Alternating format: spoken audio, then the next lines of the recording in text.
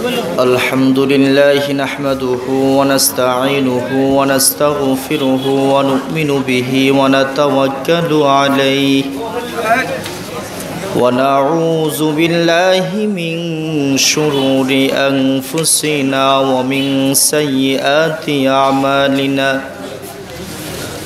من يهده الله فلا مضل له ومن يضلله فلا هادي له ونشهد أن لا إله إلا الله وحده لا شريك له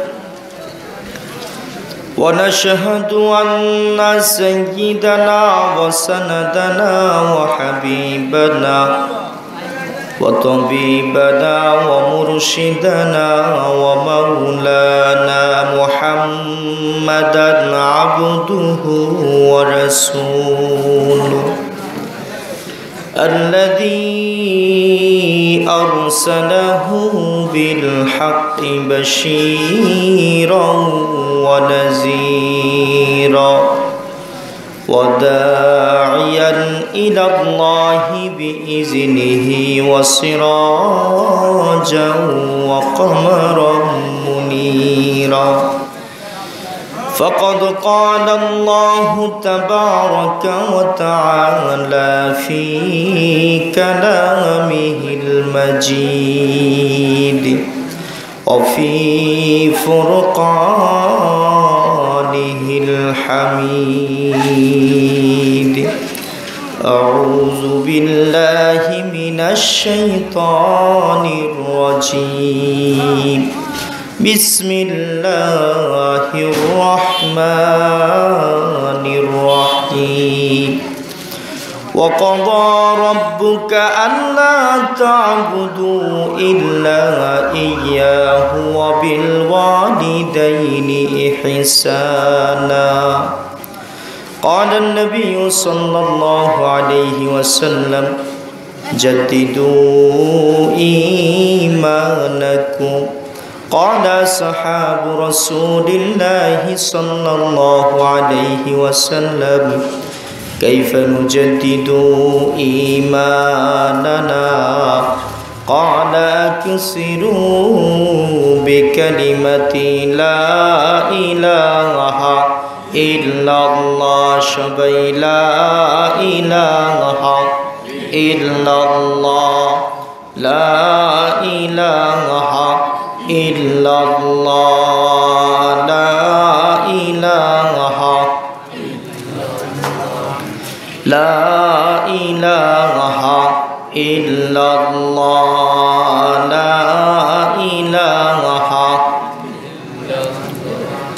জান্নাতের ওই হুর পরীরা জান্নাতের ওই হুর পরীরা করে যেই নাম জপনা সবেদারি আল্লাহর ওয়ালি করে সেই নাম সাধনা শুধু লা ইলাহা ইল্লাল্লাহ জোরে লা ইলাহা ইল্লাল্লাহ লা ইলাহা ইল্লাল্লাহ লা ইলাহা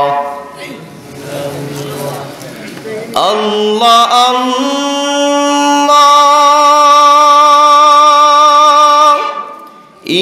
ইজশিরি ইস্তেনাম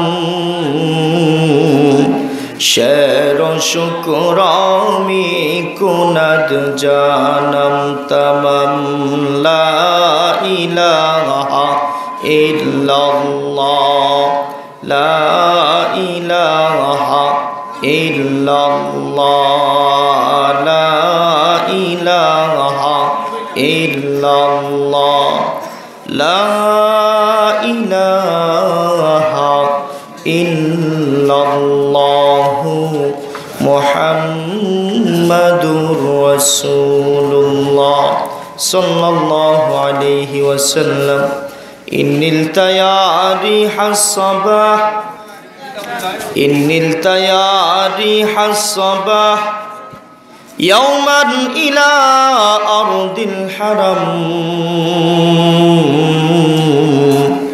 بلغي سلامي روضة فيها النبي المحترم بلغ العلا بكماله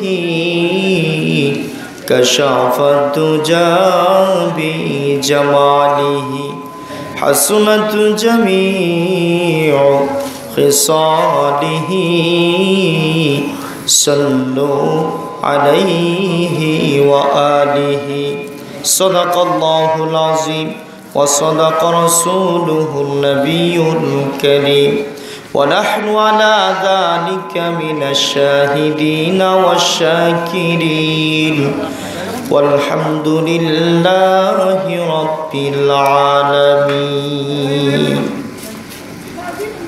الحمد لله আলামিন ইসলামী পরিষদের উদ্যোগে আয়োজিত আজকের এই মহতি জলসার সম্মানিত সভাপতি মুআজ্জাজ মুহতারাম উলামায়ে কিরাম, দূর দূরান্ত থেকে আগত দিন প্রেমিক, ইসলাম প্রেমিক, কোরআন প্রেমিক আমার মুসলমান ভাইরা, পর্দার অন্তরালে অবস্থারতা সম্মানিত আমার মা ও বোনেরা, সর্বপ্রথম আমরা মহান আল্লাহ পাকের দরবারে অসংখ্য অগণিত শুকর ও সুজুদ আদায় করি যে মহান আল্লাহ তাআলা আপনাকে আমাকে গভীর রজনী পর্যন্ত ধৈর্য সহকারে হাক্কানি উলামায়ে কেরামের জবান থেকে দ্বীনে আলোচনা করে আমাদেরকে শোনার মতো তৌফিক দান করছেন এবং এই মধ্য রজনী পর্যন্ত আমাদেরকে ধৈর্য সহকারে বসে থাকার মতো তৌফিক দান করছেন। এই জন্য আমরা সকলেই অন্তরের অন্তঃস্থল থেকে মহান আল্লাহ তাআলাকে সন্তুষ্টি করার লক্ষ্যে স্বতঃস্ফূর্তভাবে সম্মিলিত কণ্ঠে জোরে সুরে একবার কালিমাতুশ শুকর আদায় করে আলহামদুলিল্লাহ। অসংখ্য অগণিত দরুদ ও সালাম বর্ষিত হোক সাইয়্যিদুল কওনাইন সাইয়্যিদুল মুরসালিন খাতামুন নবিয়্যিন খাতামুল মুরসালিন শফিউল মুজরিবিন রাহমাতুল লিল আলামিন সরওয়ারে দু আলম জনাবে মুহাম্মদুর রাসূলুল্লাহ সাল্লাল্লাহু আলাইহি সাল্লামের উপর। সম্মানিত ভাইরা আমার, যারা দাঁড়িয়ে আছেন এদিক সেদিক, আমি আপনাদেরকে বিনীত অনুরোধ করব, যদি মনে করেন কোরআনের মাহফিলের জন্য আসছেন, দিনে আলোচনা শোনার জন্য আসছেন, আসলে আমার আগে যে হজরতুল আল্লাহ আমাদের গোটা বাংলাদেশের সুপরিচিত আল্লাহর ওলি বয়ান করেছেন, ওনার পরে আর আমার মতো নগণ্য নালায়েকের কথা বলার মতো এখানে কোনো যোগ্যতাই নেই।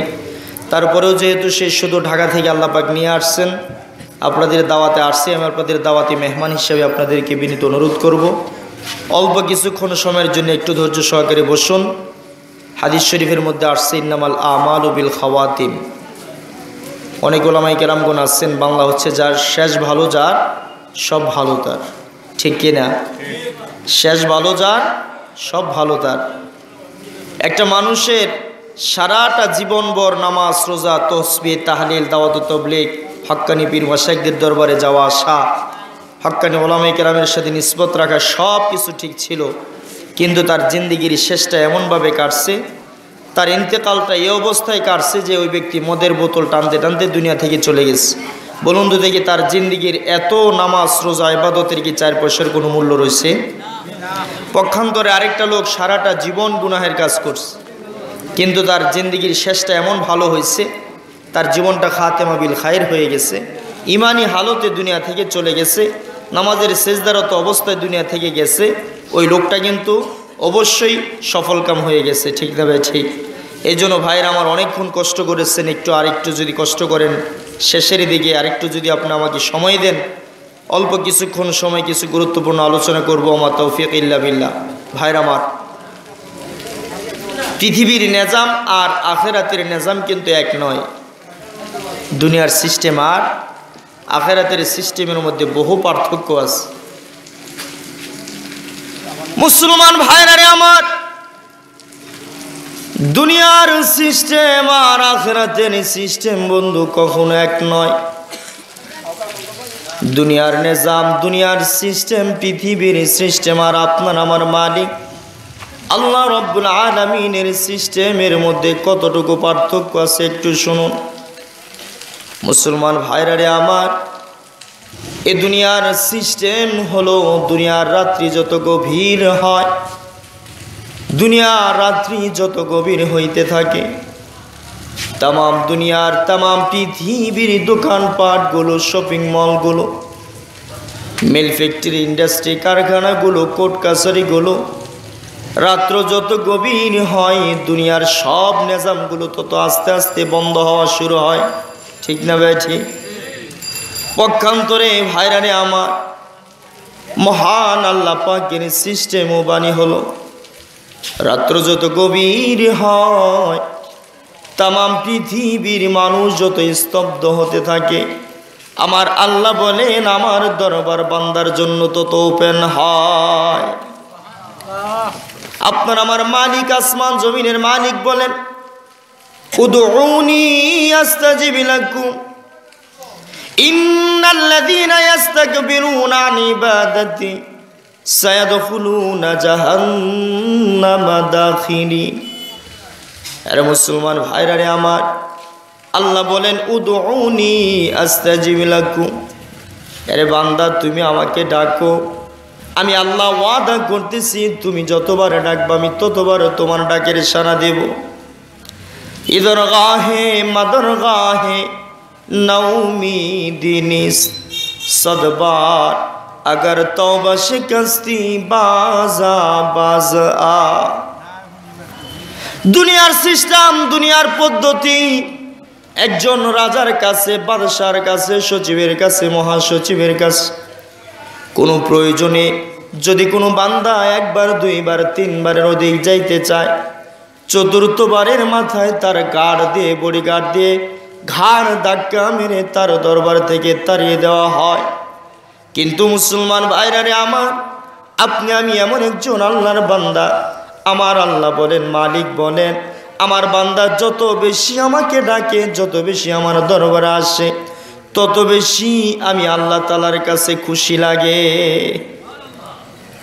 ভাইরা রে আমার, উলামায়ে কেরামগণ বলেন, বিশ্ব নবীও বলেছেন রাত্রি যত গভীর হয় বান্দার জন্য আল্লাহর দরওয়াজা তত বেশি ওপেন হয়।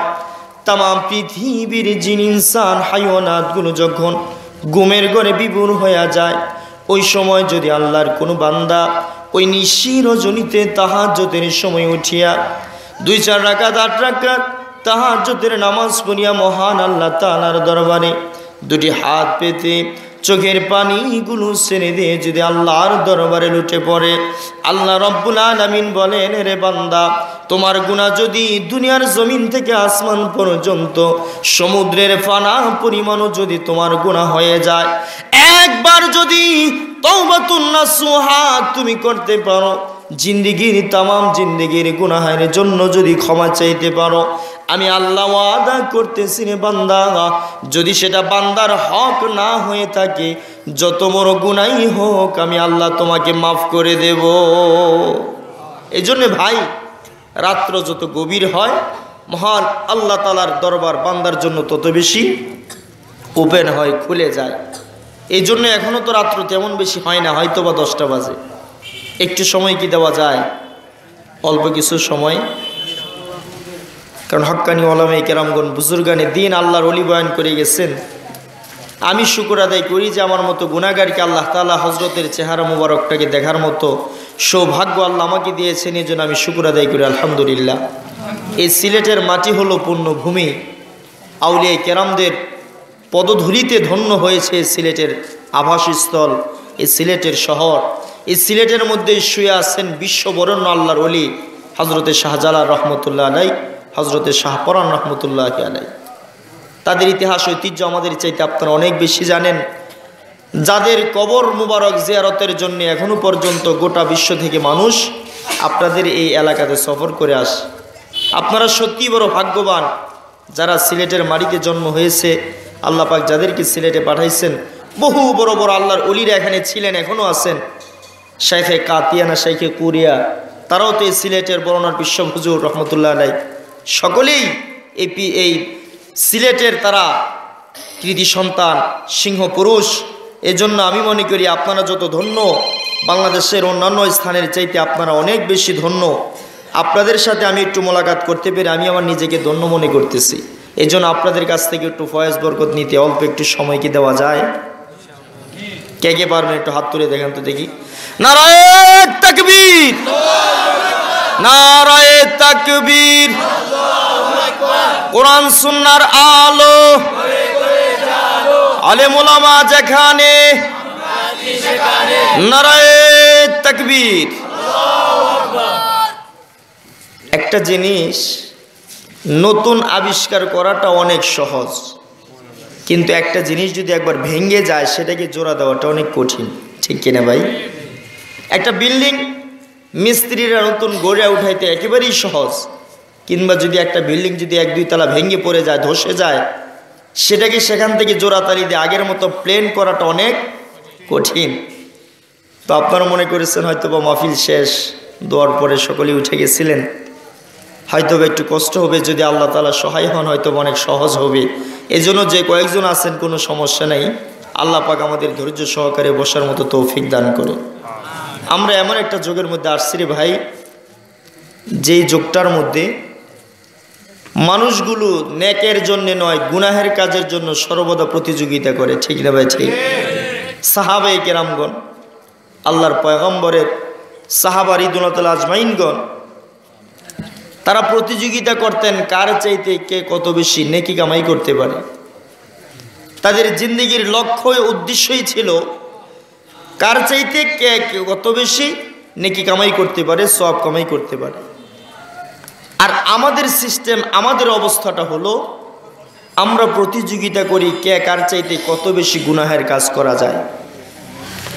যদি পাশের বাড়ির ঘরের ভাই যদি তার কোনো মেয়ে বা ছেলের বিবাহের অনুষ্ঠানে 2 দিন গান বাজায়, আমি চেষ্টা করি আমার বাড়িতে কিভাবে 3 দিন বাজানো যায়, ঠিক না ভাই? ঠিক। পাশের বাড়ির ঘরের মধ্যে যদি টেলিভিশনটা হয় 14 ইঞ্চি, আমি চেষ্টা করি আমার ঘরের টেলিভিশনটা হয় কিভাবে 21 ইঞ্চি। গোটা সমাজের মধ্যে, গোটা বিশ্বের মধ্যে, গোটা বাংলাদেশের মধ্যে আজকে এই প্রতিযোগিতা শুরু হয়ে গেছে। অথচ সাহাবায়ে কেরামও যে বিশ্ব নবীর উম্মত, আপনি আমিও সে একই নবীর উম্মত। তারা যে আল্লাহ পাকের বান্দা, আমরাও সে আল্লাহ পাকের বান্দা। তাদের আখেরে ঠিকানা যেখানে, আপনার আমার আখের ঠিকানাও সেখানে। ও ভাই, সাহাবায়ে কেরাম নিজেদের লক্ষ্য উদ্দেশ্য বানিয়ে নিয়েছিলেন আখেরাতকে, তারা মুকদ্দম বানাইছেন আখেরাতকে। আর আমরা আখেরাতকে মুআখার করে দিয়েছি, দুনিয়াকে মুকদ্দম করে নিয়েছি। যে আমার জীবনের সবচাইতে বেশি সব কিছুর পিছনে আমার দুনিয়ার দান্দা, দুনিয়ার চিন্তা চেতনা, আমার সব কাজের মধ্যেই যেন আমি দুনিয়াকে অগ্রাধিকার দিতে চাই। ও ভাই, এই দুনিয়াটা হলো একেবারেই অল্প দিনের, নগণ্য, একেবারেই সিম্পল একটা জিনিস। যে হাসরের ময়দানের কথা, কিয়ামতের ময়দানের কথা বলা হয়েছে, 50 আলফা সানা, কম পক্ষে 50,000 বছর কিয়ামতের কঠিন ময়দানে দাঁড়িয়ে থাকতে হবে। কত বছর? 50,000 বছর পর্যন্ত আল্লাহ পাক ওনার আসনে, সিংহাসনে উনি আসবেনই না, বিচারের কার্যই শুরু হবে না।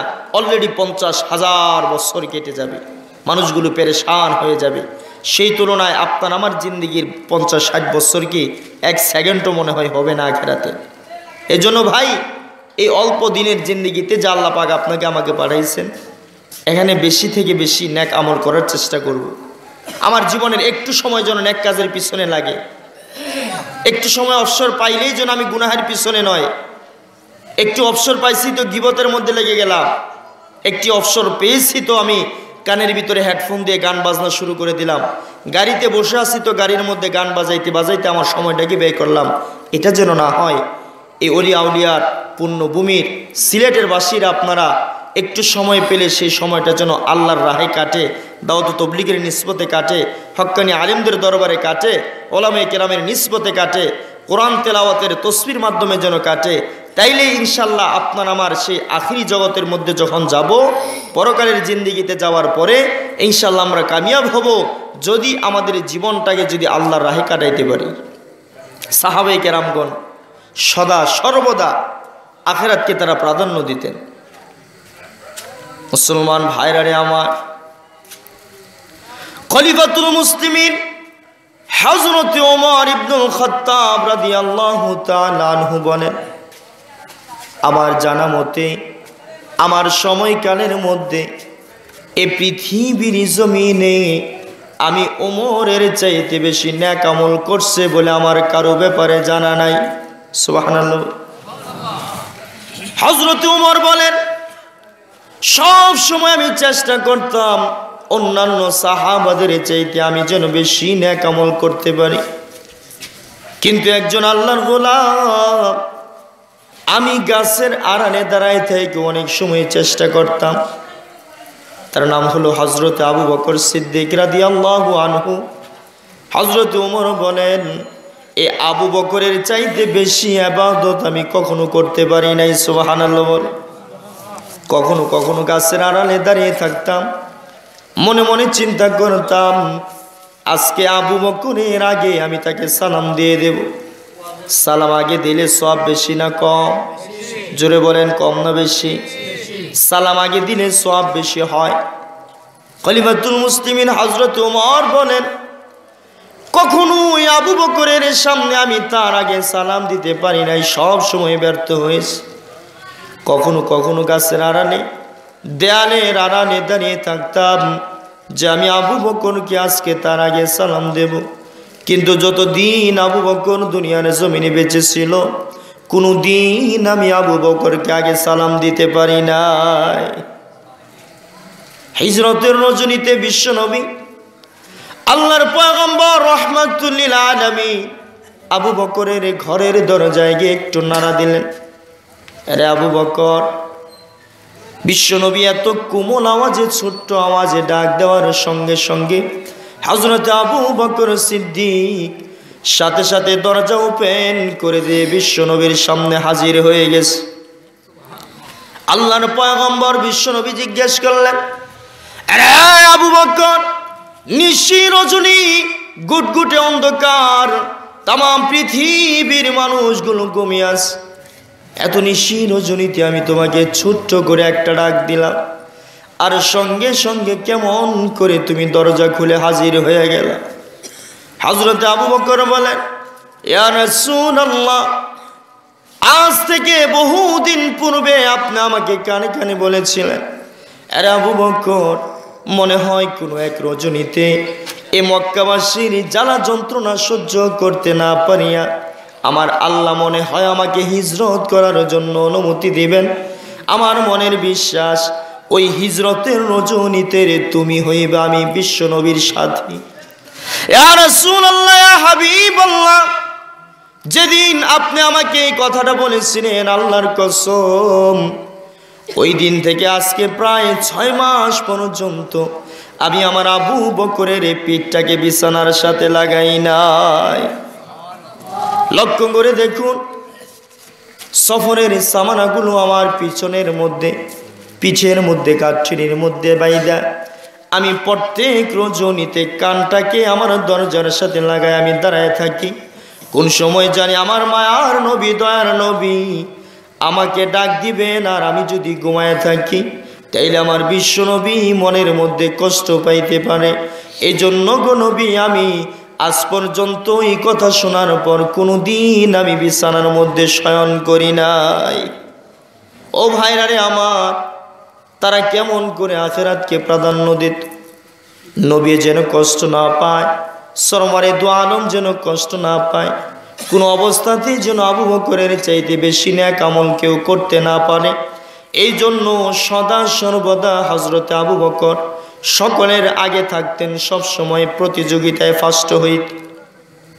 আমি আপনিও তো সে নবীর উম্মত, কিন্তু আমার আপনার অবস্থাটা কি? আমার আপনার অবস্থাটা কি? মুসলমান আল্লাহর গোলাম, আজকে বিশ্ব নবীর উম্মত হওয়ার পরেও আমরা কেমন করে আল্লাহর ইবাদত থেকে গাফিল থাকি। এমনও মুসলমান আছে রে বাজান, কোন দিক দিয়া ফজর যায়, কখনো যোহর যায়, কখনো আসর যায়, মাগরিব এশা চলে যায়, কখন সপ্তাহের পর সপ্তাহ, মাসের পর মাস, বৎসরের পর বৎসর চলে যায়। এমন আল্লাহর গোলাম, এমন মুসলমান নামদারি এই দেশের মধ্যে আছে যে 1 বছর চলে যায়, 1 ওয়াক্ত নামাজও কোনোদিন পড়ে না। আছে না নাই? পুরা সপ্তাহ নামাজ পড়ে না, কেবলমাত্র শুক্রবার দিন জুমার নামাজে হাজির হয়। এমন কিছু আল্লাহর বান্দা আছে জুমাতেও হাজির হয় না, শুধুমাত্র বছরে একবার রমজান মাস আসলে নামাজে হাজির হয়। অথচ দুনিয়াতে আপনাকে আমাকে অল্প দিনের হায়াত দিয়ে আল্লাহ পাক পাঠানোর একমাত্র মাকসাদ, একমাত্র উদ্দেশ্যই ছিল মহান আল্লাহ পাকের গোলামি করা, ইবাদত করা। আল্লাহ বলেন, ওয়ামা খালাকুতুল জিন্না ওয়াল ইনসা ইল্লা লিয়াবুদুন। আমি মানব আর দানবকে, জিন আর ইনসানকে একটা মাত্র উদ্দেশ্যে নিয়ে পাঠাইছি। সে উদ্দেশ্যটা হলো একমাত্র আমি আল্লাহ পাকের ইবাদত। না অন্য কোনো উদ্দেশ্য আছে বাজান? ঘুমাই গেছেন গা? একমাত্র আল্লাহ তাআলার ইবাদতের জন্যই আল্লাহ আপনাকে আমাকে দুনিয়াতে পাঠাইছেন। আল্লাহ যে আপনাকে আমাকে আল্লাহর ইবাদতের জন্য পাঠাইছেন, এই জন্যই আমি সূরা কাহাফ থেকে একটা তেলাওয়াত আয়াত আপনাদের সামনে তেলাওয়াত করেছিলাম। কিভাবে ইবাদত করব, কার ইবাদত করব, সে ব্যাপারে আল্লাহ তাআলা বলেন, ওয়াকাদা রাব্বুকা আল্লা তা'বুদু ইল্লা ইয়্যাহু ওয়া বিল ওয়ালিদাইনি ইহসানা।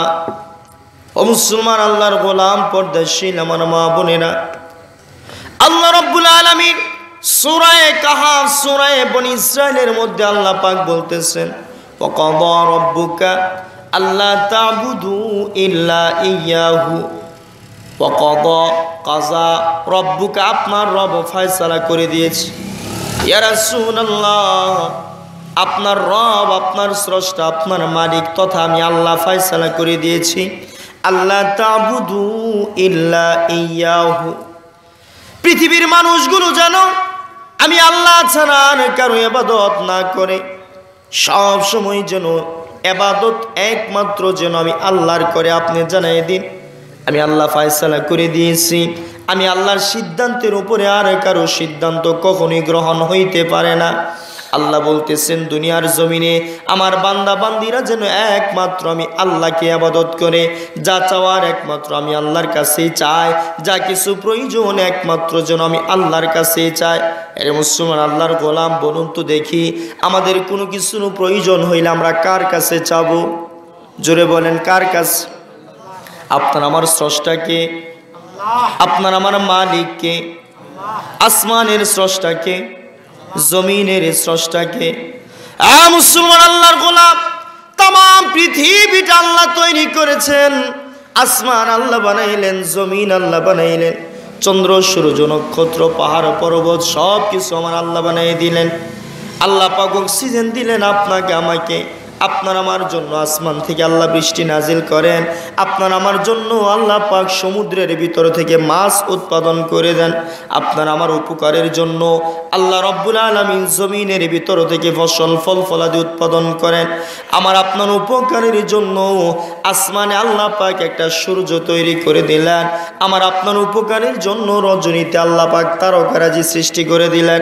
এরপরেও আমার দেশের কিছু মুসলমান আছে আল্লাহর কাছে না চাইয়া তার বাচ্চার প্রয়োজন, ওই লোকটা বাবার দরবারে চলে যায়। আছে না নাই? বাবার দরবারে যায়। আপনাদের এই দেশে নাই? আমাদের দেশ থেকে, ঢাকা থেকে, নরসিংদী থেকে তো বাচ্চা চাওয়ার জন্য শাহজালাল আর শাহপুরান চলে আসে, ঠিক কিনা? 12 মাস বীর থাকে, 12 মাস বাবার দরবারে গিয়া চায়।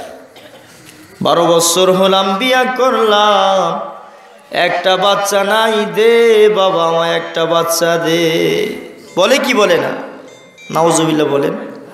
ঘুমাই গেছেন গে আপনারা? ঘুমাই গেলে গে তো এই ঘুম থেকে আর ওঠানোর মতো শক্তি আমার নাই, যদি আল্লাহ পাক দয়া না করে। রিজিক, হায়াত, মৌত, ইজ্জত, সম্মান সব কিছু দেনেওয়ালার মালিক কে? জোরে চিল্লায় বলেন কে? সুতরাং এই পৃথিবীতে যতদিন আপনি আমি বেঁচে থাকি ইবাদত করব কার? আমার আপনার সুস্থতা চাওয়ার দরকার, কার কাছে যাব? টাকা পয়সার অভাবে পড়ে গেছেন, কার কাছে সাহায্য চাবেন? বলুন। বাচ্চা হয় না, 12 বছর বিয়ে করছেন, বাচ্চা দেওয়ার মালিক একমাত্র কে? একমাত্র আল্লাহ। সুতরাং আল্লাহ বলতেছেন যা কিছু চাওয়ার, যা কিছু বলার, যা কিছুর সাহায্য নেওয়ার সব কিছুর অধিকার একমাত্র আমি আল্লাহ। এই জন্য আমি ফয়সালা করে দিয়েছি পৃথিবীতে যাওয়ার পরে তারা যেন আমি আল্লাহকে ছাড়া আর কারো ইবাদত না করে। এই আল্লাহ পাকের ইবাদতের পাশাপাশি দেখেন আল্লাহ তাআলা মা বাবার খেদমতের কথা বলতেছেন। সুবহানাল্লাহ বলেন। আল্লাহ পাক এই আয়াতের সাথে একেবারে ইত্তিসাল করে মিলায় আল্লাহ পাক বলতেছেন ওয়াকাদা রাব্বুকা আল্লা তা'বুদু ইল্লা ইয়াহু ওয়া বিল ওয়ালিদাইনি ইহসানা। আপনার রব, আপনার মালিক তথা আমি আল্লাহ আমার বান্দাদের জন্য ফয়সালা করে দিয়েছি তারা যেন একমাত্র আমি আল্লাহর সাথে ইবাদত করে, আমি আল্লাহর ইবাদত করে। যা কিছু চাওয়ার, যা কিছু নেওয়ার, যা কিছু সাহায্য চাওয়ার সব কিছুর মালিক একমাত্র আমি আল্লাহ। সুতরাং আপনার কোন উম্মত, আপনার কোন উম্মতের নারী পুরুষ যেন আমি আল্লাহ ছাড়া পৃথিবীর অন্য কারো কাছে কোনো কিছু না চায়। ইয়া রাসূলুল্লাহ, আমি আল্লাহর ইবাদতের পাশাপাশি আপনি এটা আপনার উম্মতকে জানাই দেন তারা যেন তাদের আব্বা আম্মার খেদমত করে। জোরে কোন সুবহানাল্লাহ। মুফাসসিরিনে কিরামগণ আয়াতের তাফসীরে লিখেছেন আল্লাহ রাব্বুল আলামিন ওনার ইবাদতের পাশাপাশি মা বাবার খেদমতের কথা কেন বললেন? মাঝখানে কোনো ফাসেলা নাই, দূরত্ব নাই। আল্লাহর ইবাদত করো, সাথে সাথে আল্লাহ বলেন এবং তোমার মা বাবার খেদমত করো। মাঝখানে কোনো ব্রেকেট নাই, দূরত্ব নাই, একসাথে কেন বললেন? আরে ভাই, মুফাসসিরিনে কিরামগণ লিখছেন যেহেতু তাম পৃথিবীর মানুষগুলোকে আল্লাহ সৃষ্টি করেছেন এটাতে কোনো সন্দেহ নাই, কিন্তু এই মানুষগুলো সৃষ্টি করতে গিয়া আল্লাহ তাআলা মাধ্যম বানাইছেন হলো পৃথিবীর মা বাবাকে। একজন সন্তান দুনিয়ার জমিনে আসতে গিয়া একজন মা কত কষ্ট করেছেন। এর যুবক ভাই আমার, পর্দানিশীন মা বোনেরা ভালো করে শুনে, মা বাবার খেদমত কেন করা লাগবে? আব্বা আম্মার ইজ্জত কেন করা লাগবে? একজন মা, একজন বাবা সন্তান লালন পালন করতে গিয়া কত কষ্ট করেছে। আমার আপনার মা, সকলের মা 10 মাস 10 দিন পর্যন্ত ঠিক মতো খাবার খাইতে পারে না। আমি আপনি যখন মা বাবার মায়ের পেটে ছিলাম, নিশি রজনী বাবা ঘুমায় রইছেন, আপনার আমার মা বাবার পায়ের নিচে বসে বসে নির্জনে নিবৃত্ত চোখের পানিগুলো ছেড়ে দিয়ে কান্না করত। হঠাৎ বাপজানের ঘুম ভেঙে যাইত, জিজ্ঞেস করতো প্রিয়তমা কি হয়েছে, তোমার ঘুম হচ্ছে না কেন? মা দুঃখিনী চোখের পানিগুলো ছেড়ে দিয়ে বলতো না গো স্বামী, কিছুই হয় নাই, আপনি ঘুমিয়ে যান, যখন আমার ভালো লাগবে তখন আমি ঘুমাইব। শুধু তাই নয় রে ভাই, কত রাত কতদিন মায়ের কেটেছে অনাহারে, ক্ষুধার্ত অবস্থায় মা দুঃখিনী খাইতে পারে না, বমি বমি ভাব লাগতো, মায়ের মুখের মধ্যে ঘা চলে আসতো। ওই মা এত দুঃখ এত কষ্ট সহ্য করেছেন পেটে থাকা অবস্থায়। শুধু তাই নয়, এমন হাজার লক্ষ মা পৃথিবীর জমিনে আছে রে ভাই, সন্তানকে দুনিয়ার আলো বাতাস দেখাইতে গিয়া প্রসব বেদনা সহ্য করতে না পারিয়া মা দুঃখিনী চিরদিনের জন্য দুনিয়াকে আলবিদা বলে চিরবিদায় হয়ে যায়। আছে না নাই? এই জন্য ভাই আমার আপনার মালিক আল্লাহ বলতেছেন, দুনিয়ার আমার বান্দা, তোমরা আমি আল্লাহর ইবাদত করবা, সাথে সাথে মা বাবার ইজ্জত করবা। কারণ তোমার আব্বা আম্মা তোমার জন্য জান্নাত, কিংবা তোমার আব্বা আম্মা তোমার জন্য জাহান্নাম। বিশ্বনবী বলেছেন রিজাল রব্বি ফি রিজাল ওয়ালিদি ওয়া সাখাতার রব্বি ফি সাখাতিল ওয়ালিদি। তোমার পিতার সন্তুষ্টির উপরে নির্ভর করে আল্লাহ পাকের সন্তুষ্টি, তোমার পিতার অসন্তুষ্টির উপরে নির্ভর করে আল্লাহ পাকের অসন্তুষ্টি। অন্য হাদিসে বিশ্বনবী বলেন আল জান্নাতু তাহতা আকদামিল উম্মাহাত, তামাম পৃথিবীর মা দুঃখিনীর পায়ের নিচে সন্তানের বেহেশত। এই দুই হাদিসকে একত্রিত করলে নতিজা বের হয় মা বাবার সন্তুষ্টির উপরে নির্ভর করে আল্লাহ পাকের সন্তুষ্টি, মা বাবার অসন্তুষ্টির উপরে নির্ভর করে আল্লাহ পাকের অসন্তুষ্টি। এই যুবক, আজকে যারা দুনিয়ার জন্য টাকা নাই, পয়সা নাই, চাকরি নাই, চাকরির প্রমোশন হচ্ছে না, বিদেশের টাকা বারবার দিয়ে তুমি ধরা খাচ্ছ, মার খাচ্ছ, বিদেশে যাইতে পারতেছ না। তুমি কি তোমার আব্বা আম্মার খেদমত করো? মা বাবা কি তোমার উপরে সন্তুষ্ট কিনা কখনো কি চিন্তা করে দেখছো? আজকে তো এমনও সন্তান আছে, এমনও যুবক আছে, নতুন মা বাবা পাইয়া আসল মা বাবাকে ডিলিট করে দেয়। আপনাদের সিলেটে এদিকে আছে না নাই? নতুন মা বাবা বুঝেন, ওই যে বিয়ে করে সুইটি আর বিউটির মা বাবা, শ্বশুর শাশুড়ি পাইয়া, আরে বাপরে বাপ, মাসের শেষে বেতন পাইয়া চিকেন ফ্রাই, কাচ্চি ফালুদা, এরপরে উন্নত মানের যত রকমের খাবার আছে সব খাবারের ব্যবস্থা করে, আর নিজের আসল মা বাবা ওই গোয়াল করে গরুর ঘরের কাছে থেকে দেখে শুধু গ্রাম পায়। বছরের পর বছর চলে যায়, এক টুকরা গোশত মা বাবার প্লেটে জুটে না। এবং সন্তানি সমাজে আছে না নাই? জোরে বলেন, আছে না নাই? কপাল পুড়ে যাবে রে ভাইরা আমার। আব্বা আম্মা যদি অসন্তুষ্ট হয়ে যায়, এই দুনিয়া আখিরাত উভয় জগৎ তোমার জন্য বরবাদ হয়ে যাবে। আর যদি মা বাবা আপনার আমার উপরে সন্তুষ্ট থাকে, দুনিয়া ও পরকাল উভয় জগতের আপনি বাদশা হয়ে যাব। আল্লাহর ওলি বলেন, খেদমতে মা দরপে দর কুন সুবহ শাম, তাকে বাসি দর দু আলম নেকে নাম। খেদমতে মা দরপে দর কুন ইখতিয়ার, তাশবি আজমালে দৌলত বখতিয়ার। আল্লাহু আকবার বলেন। মুসলমান ভাইরা রে আমার, আল্লাহর ওলি বলে গেছেন, তুমি কি দুনিয়া ও আখিরাতের উভয় জগতের বাদশাহী চাও? উভয় জগতের তুমি বাদশা চাও? দুনিয়াতেও কি তুমি শান্তি সুখে থাকতে চাও? পরকালের জিন্দেগিতেও কি তুমি শান্তিতে থাকতে চাও? যদি তুমি দুনিয়া ও পরকাল উভয় জগতে তুমি শান্তির মুখ দেখতে চাও, উভয় জগতে যদি তুমি শান্তিতে থাকতে চাও, তাইলে তুমি তোমার মা বাবার খেদমত করো। কারণ তোমার মা বাবা যদি তোমার উপরে সন্তুষ্ট থাকে, আল্লাহর কসম কোনদিন তুমি নৈরাশ হইবা না। জোরে কোন সুবহানাল্লাহ।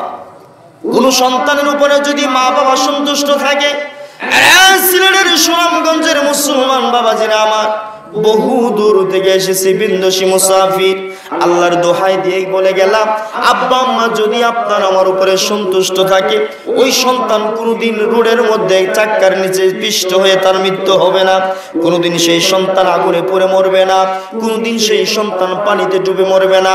মা বাবার দোয়া নিয়ে যদি তুমি সফরে রওনা হও, আবার সেই সফর পর্যন্ত বাড়িতে ফিরে রাখ পর্যন্ত মহান আল্লাহ তাআলা তোমার আমার জিম্মাদার হয়ে যাবে। জোরে কোন সুবহানাল্লাহ। পৃথিবীতে একজন মানুষ যত বড় হোক না কেন, আমার পাশে বসা হযরত জি কত বড় আলেম আমি জানি না, যদি এই এলাকার সবচেয়ে বড় আলেম হয়ে থাকেন, ওনার আব্বা আম্মা যদি গরিব চাষি হয়, চাষিনী হয়, কৃষক হয়, গৃহিণী হয়, এরপর আমি আপনাদের কাছে জানতে চাই, এই হযরত যত বড় আলিমই হোক না কেন, তার মা বাবা যত গরিবই হোক না কেন, যত মূর্খই হোক না কেন, এই হুজুর কি কোনোদিন তার মা বাবার চাইতে বড় হইতে পারবে? জোরে বলেন, পারবে?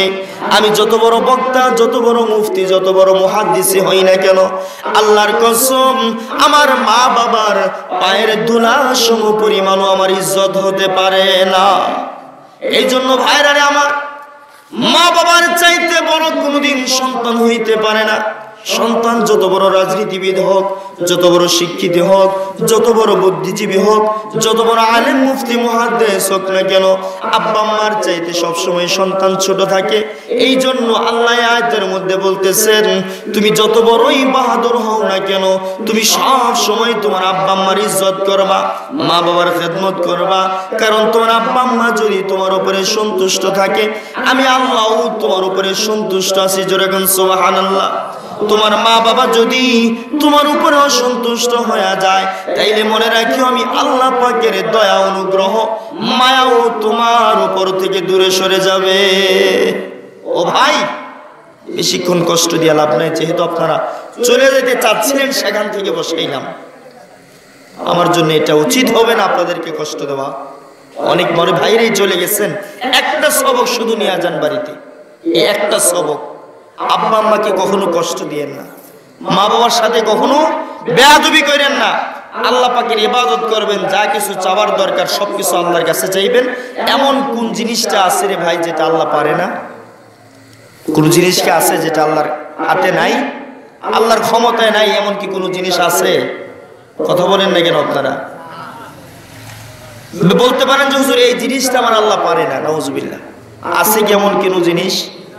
হাদিসে কুদসির ছোট্ট একটা কথা বলে দিয়ে যায়, আল্লাহ পাকের পাওয়ার কত, আল্লাহ পাকের ক্ষমতা কত। আল্লাহ পাক বলেন, আরে মুসলমান আল্লাহর গোলাম, যে মালিক আপনাকে আমাকে দুনিয়ার জমিনে পাঠাইলেন, যে আল্লাহ আসমানের মালিক, জমিনের মালিক, চন্দ্রের মালিক, সূর্যের মালিক, ওই আল্লাহ পাকের পাওয়ার, আল্লাহ পাকের ক্ষমতা আপনার আমার মালিকের পাওয়ার কত?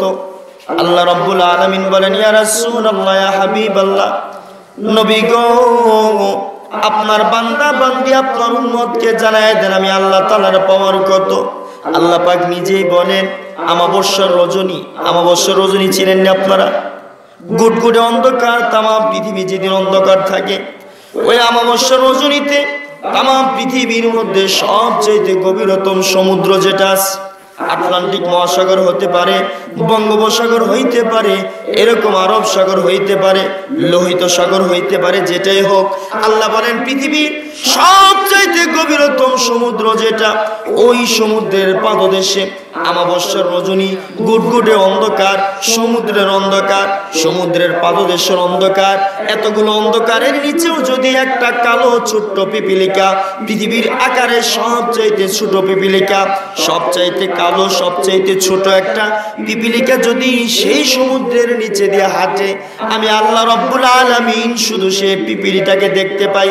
এতটুকুই নয়, বরং সেই ছোট্ট পিপিলিকাটা সমুদ্রের নিচে যে টুকটুক টুকটুক পায়ের আওয়াজ দিয়ে হাঁটতে থাকে, আমি আল্লাহ রাব্বুল আলামিন আরশ আজিমের মধ্যে থাকিয়া সেই ছোট্ট কালো পিপিলিকার টুকটুক পায়ের শব্দগুলো আমি আল্লাহ স্পষ্ট শুনতে পাই।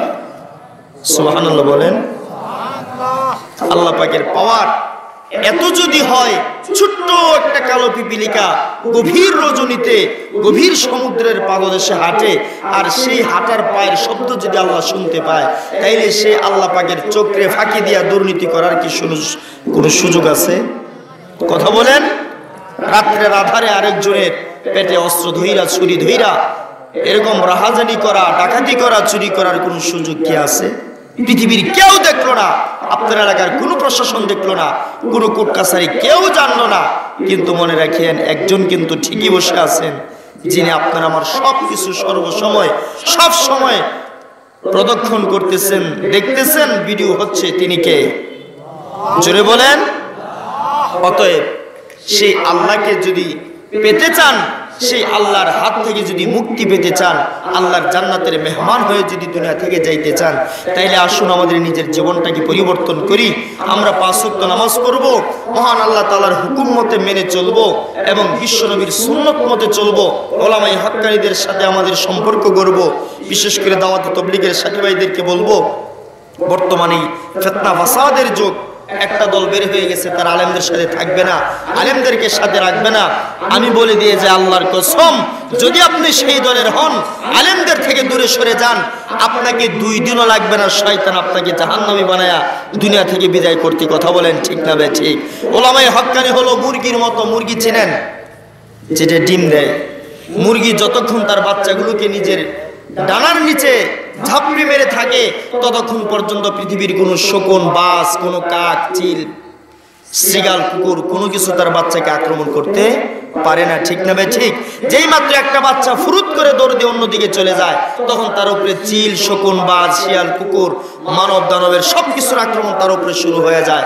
ঠিক তদ্রুপ বর্তমান সমাজের ওলামায়ে কেরামগণ হলেন সেই মুরগির ডানার মতো, মায়ের ভূমিকায় আওয়াম জনসাধারণকে তারা আগলে রেখেছেন। শয়তান চেষ্টা করতেছে, শয়তান চিন্তা করতেছে ওই ডানার নিচ থেকে কিভাবে বের করা যায়। যেই বের হবে তাকেই গুমরা করবে, আর যারা হক্কানি ওলামায়ে কেরামের সংস্রবে থাকবে তাদের সাথে মুহাব্বত রিলেশন রাখবে। আল্লাহর নবী, বিশ্ব নবী বলে গেছেন, মান তাশাব্বাহা বিকওমিন ফাহুয়া মিনহুম। যার মাল্লা হচ্ছে, যার সাথে যার মোহাব্বত, তার সাথে তার কিয়ামত।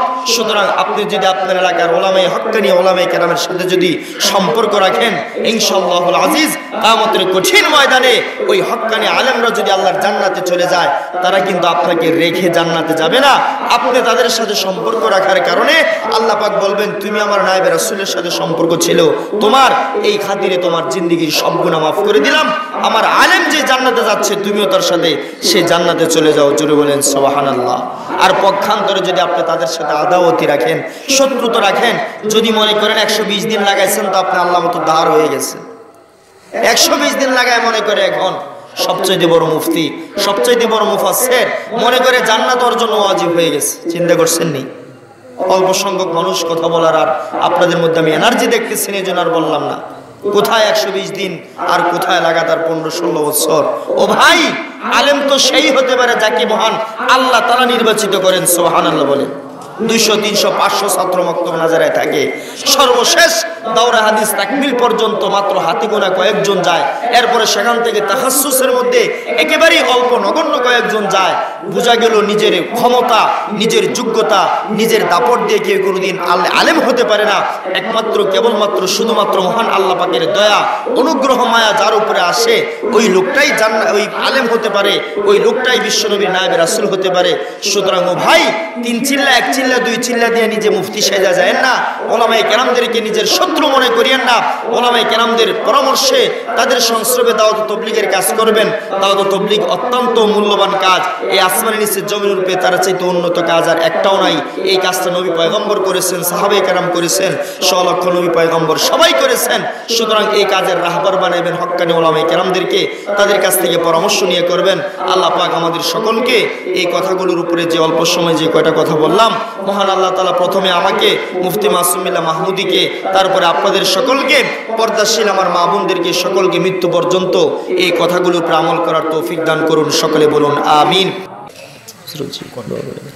দুরূদ শরীফ পড়ে আল্লাহুম্মা সাল্লি আলা মুহাম্মাদিন ওয়া আলা আলি মুহাম্মাদ কামা সাল্লাইতা আলা ইব্রাহিম ওয়া আলা আলি ইব্রাহিম ইন্নাকা হামিদুম মাজিদ।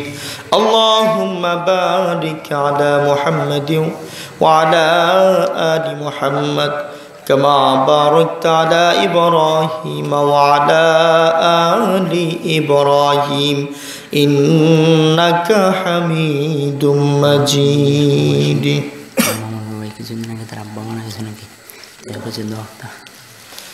আলহামদুলিল্লাহি রাব্বিল আলামিন والصلاة والسلام على سيد المرسلين خاتم النبيين وعلى آله وأصحابه وبارك وسلم.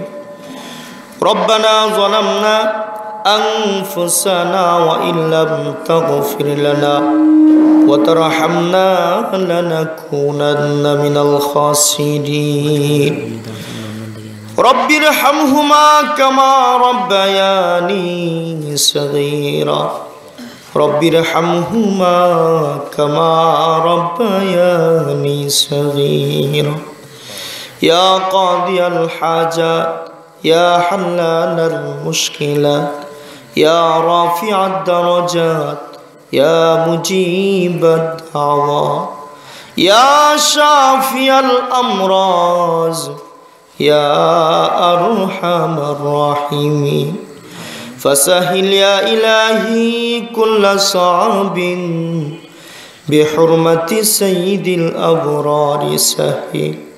فعجل يا إلهي كل خير بحرمة سيد الأبرار عجل.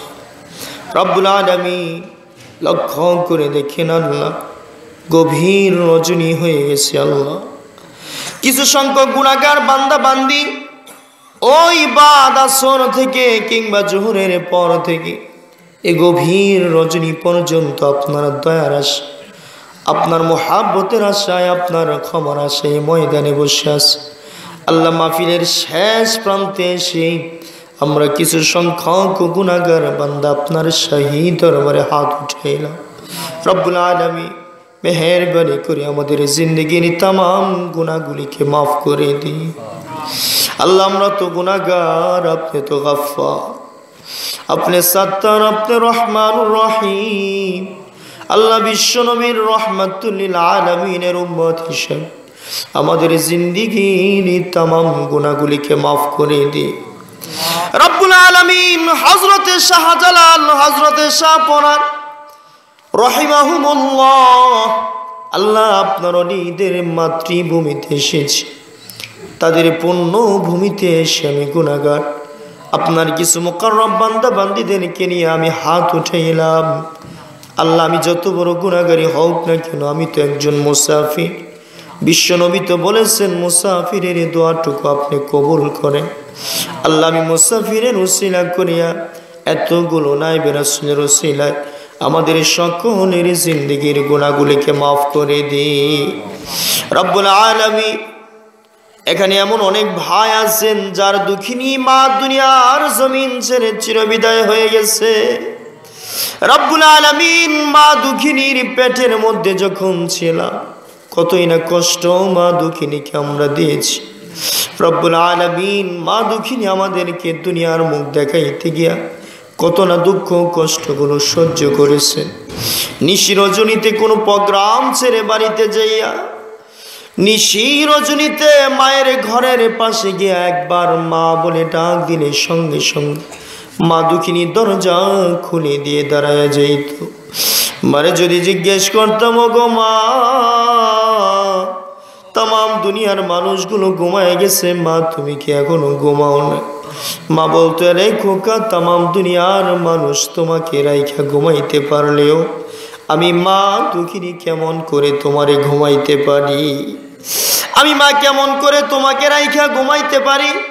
আল্লাহ, জানি না আজকে কার জানি সেই মা দুনিয়ার জমিন ছেড়ে চলে গেছে। মাহফিল শেষে বাড়িতে যাই একবার নয় হাজার বার ডাক দিলেও জানি না কার মা জানি ডাকের সাড়া দিবে না। আল্লাহ মেহেরবানি করে সন্তানের দোয়ার উসিলা করিয়া ওই জনম দুঃখিনী মায়ের কবরটাকে জান্নাতের বাগান বানিয়ে দিই রব্বুল আলামিন। জানি না কার জানি বাপজান দুনিয়ার জমিন ছেড়ে চিরবিদায় হয়ে গেছে। ঈদের মৌসুম আসলে বাপজানের পরনের মধ্যে থাকতো সিরা জামার সিরা স্যান্ডেল, আর আমাদের জন্য নতুন নতুন জামা কাপড় কিনিয়ে আনতো রব্বুল আলামিন। জানি না আজকে কার জানি সেই বাবা চিরদিনের জন্য দুনিয়া ছেড়ে চলে গেছেন।